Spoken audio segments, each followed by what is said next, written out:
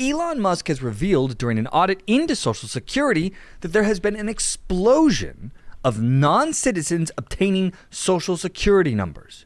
For example, in 2024 alone, 2.1 million people, these are non-citizens, received a Social Security number.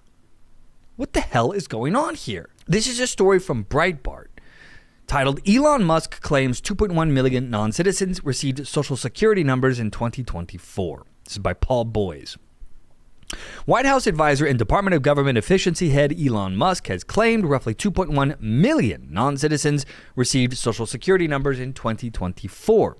Speaking at a conference alongside his longtime friend Antonio Gracias, the CEO of Valor Equity Partners, Musk said DOGE uncovered some eye-opening numbers regarding Social Security in 2024. He said, we started at the top of the system, mapping the whole system of Social Security to understand where all the fraud was. There's a lot of people there that showed us a lot of waste. So that came with a big list of stuff. But this is what jumped out at us. In 2021, you see 270,000 people, which goes all the way up to 2.1 million in 2024. These are non-citizens that are getting Social Security numbers.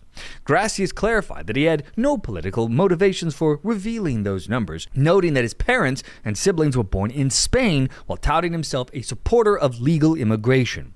He also praised the employees of the Social Security Administration who took risks to show them what has allegedly been happening.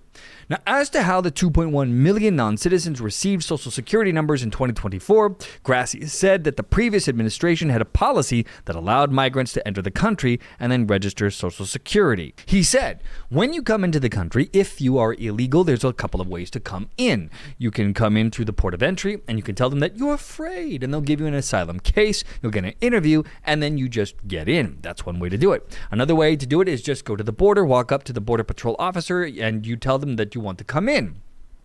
They have a couple of choices. They can charge you with a misdemeanor or a felony under 1325, or they can make it an administrative offense, like a parking ticket, essentially. They were told to do that. Make it an administrative offense under the last administration. This is President Vegetables. You could walk across the border. They could release you on your own recognizance, and they give you a notice to appear at a judge. The wait time on judges are averaged 6 years. There's only 700 judges, and this is 5.5 million people. Once you're in the country and you got an asylum through one of these pathways, you can apply for a work document. You file a 765 and you get this form called 766, and then the Social Security Administration automatically sends you in the mail a Social Security number, no interview, no ID. Golly gosh, gee, this sounds suspicious. This is all an enormous red flag. 270,000 non-citizens receiving Social Security number a year is already bad enough. But 2.1 million in a single year? And you've got to know this has been going on for a while now. This is crazy. All of this belies a direct push, by the way, from the Biden administration to flood the gates with illegals. I mean, 270,000 a year at the beginning of Biden administration is already too many non-citizens getting Social Security numbers. I mean, what in the hell are they doing getting Social Security numbers in the first place? But to ramp this up to 2.1 million, it's crazy. All of this belies a direct push from the Biden administration to flood the gates with illegal immigration, with illegal aliens, planning for what was meant to be eventual amnesty, which means a massive new voter base for the Democrat Party that would owe their allegiance to them for their very survival. If they ever get amnesty, it means one-party rule, permanent power for the Democrat Party. This is why they constantly are pushing programs like DACA or the temporary protected status. They love these things. It's critical for the Democrat Party, and they will fight tooth and nail to keep them here. And the reason they do this is these programs are designed to keep people in the country indefinitely. See, let's take TPS, for example. This was originally sold as a 6 to 18 month holding pattern, meaning, okay, you're fleeing from, some massive crisis in your home country, 6 to 18 months, and then you go home. However, as you can imagine, that's not what ever happens. Usually this turns into decades of just staying here indefinitely.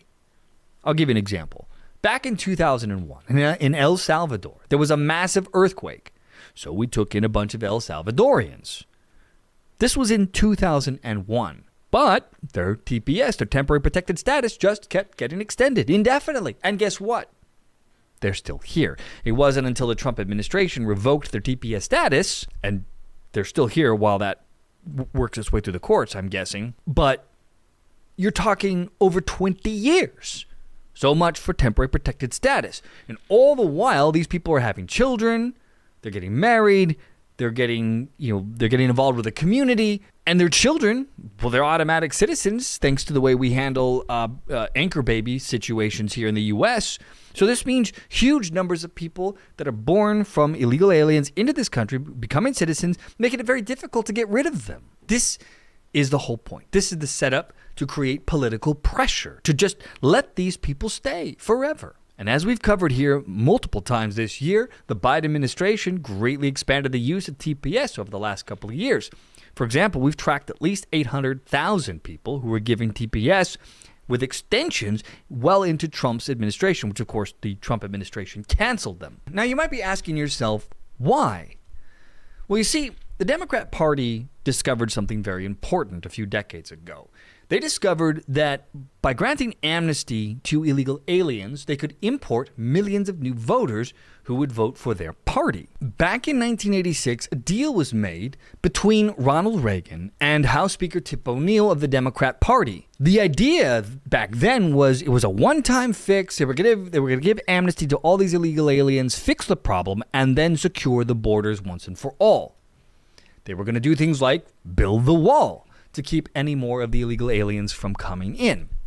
However, the Democrat Party eventually betrayed Reagan, and the wall was never built, and enforcement never stepped up. And by the mid-1990s, the pretense of even trying to build the wall by the Democrat Party was permanently abandoned, even as illegal immigration surged post-1986. With the illegal alien population tripling from its 2.7 million, which received amnesty in 1986, to roughly 8 to 10 million new illegal aliens. Because, of course, once you grant amnesty one time, you have now incentivized more people to come. But I hear you ask, why would they do this? What's the point? How do you know they would be voters for the Democrat Party? The Democrat Party discovered that illegal aliens will vote overwhelmingly for them once they've received amnesty. And we're talking numbers of roughly 70% historically. California, which had the bulk of the illegal aliens that were granted amnesty in 1986, dramatically shifted from a Republican stronghold, which voted almost exclusively for the Republican Party for 30 years prior to 1986, suddenly shift. Never again would California vote for a Republican in a national election after 1988. And by the year 2000, the state had essentially become a one-party rule dystopia, with a never-ending increase in government control and regulation. The Democrat Party had complete power, and of course, the party of big government, when they have unadulterated access to power, they just can't help themselves, and they strangled the lifeblood of California, leading to its massive decline that we see today. Now, this is where things took a sharp turn in politics that we are still grappling with today. The Democrat Party saw this, and they began moving away from their old base, the old white working class, the blue collar, the unions, and instead began turning their attention to creating a party of minority coalitions. We can trace the beginning of this back to right around 2002. After they lost the white working class base to Ronald Reagan and later to George W. Bush, the Democrat Party eyed minority coalitions as the future for the party. That means Latinos, African Americans, Asians, and so on and so forth as their new growth sector. They were going to abandon the white working class. The idea then, they saw the opportunity to grow this minority coalition with endless immigration.